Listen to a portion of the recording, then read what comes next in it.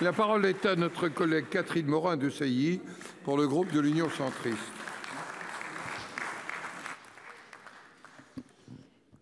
Monsieur le Président, ma question s'adresse à Madame la Première ministre.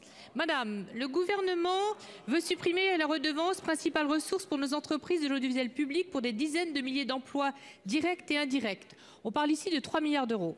Cette mesure est malheureusement aujourd'hui déconnectée de toute réflexion sur le devenir d'un secteur en plein bouleversement. Madame Bachelot ayant choisi d'enterrer le débat nécessaire de la réforme audiovisuelle engagée par son prédécesseur, tout comme elle est déconnectée du contexte lourd et incertain de nos finances publiques. Cette suppression se joue maintenant dans une certaine opacité puisqu'on vient de découvrir le rapport de l'IGAC et IGF commandé en octobre par votre prédécesseur, rapport qui nous arrive en plus hélas tronqué. Cette mesure redonnerait du pouvoir d'achat aux Français. Tel est l'argument. Pourtant, on parle de lui substituer une part de la TVA, elle payée par tout le monde sans distinction de ressources. Rappelons qu'aujourd'hui, 5 millions de foyers sont exonérés de la redevance. Sérieusement, compte tenu des enjeux multiples et complexes, ne serait-il pas sage, comme le réclame tout le secteur très inquiet, de reporter cette décision qui, selon le rapport, n'est pas sans risque juridique et politique? Pour vous répondre, la parole est à la ministre de la Culture. Madame Abdul Malak.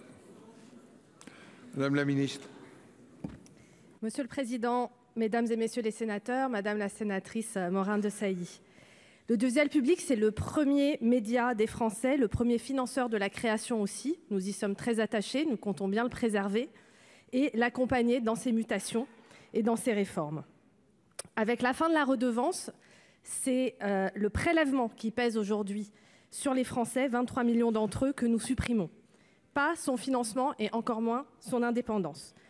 Le Sénat d'ailleurs le reconnaît lui-même dans le rapport de Roger Karoutchi et Jean-Raymond Hugonet, la redevance est, je cite, à bout de souffle.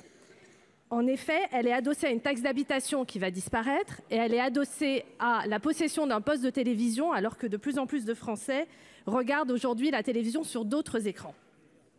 Par ailleurs, vous le savez, cette redevance ne suffit pas puisque chaque année, l'État rajoute environ 600 millions d'euros pour couvrir le budget de l'audiovisuel public, donc le lien direct à la dotation de l'État a toujours existé. L'enjeu, c'est évidemment de maintenir l'indépendance et de maintenir le financement de notre audiovisuel public. Nous sommes bien d'accord, je pense, sur ce principe fondamental. Et je dis maintenir parce que l'indépendance, elle existe pleinement aujourd'hui. Les dirigeants ne sont pas nommés par le gouvernement, mais par l'Arcom, le régulateur indépendant, qui donne aussi son avis sur les contrats d'objectifs et de moyens, tout comme vous, tout comme les commissions parlementaires.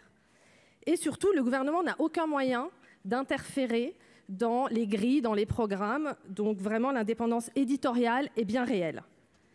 Alors oui, aujourd'hui, le gouvernement a proposé un nouveau mode de financement pour l'audiovisuel public, avec plusieurs garanties.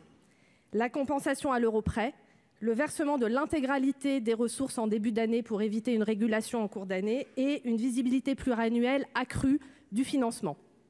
Des amendements ont été déposés à l'Assemblée sur cet article. Nous allons en discuter ensemble dans l'hémicycle. Nous aurons ce débat. En tout cas, je veux vous redire que la ligne du gouvernement est très claire. Redonner du pouvoir d'achat aux Français, tout en assurant à notre audiovisuel public son financement dans le respect total du pluralisme et de l'indépendance des médias. Merci. Madame Morin-Desailly.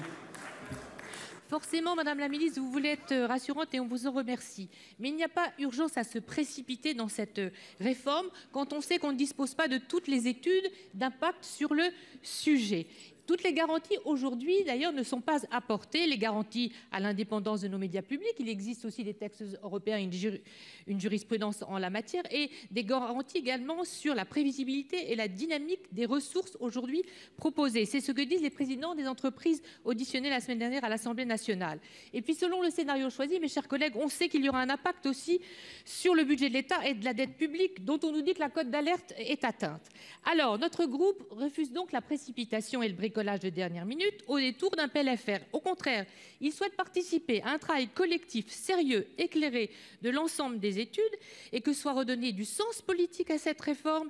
Et il appelle, comme le rapport, à une concertation, je cite, permettant de fédérer l'ensemble des entités affectées par la réforme, offrant une sortie par le haut. Ni plus ni moins, en parlementaires responsables et constructifs, nous souhaitons ce rapport et ce travail de fond. Je vous remercie. Merci.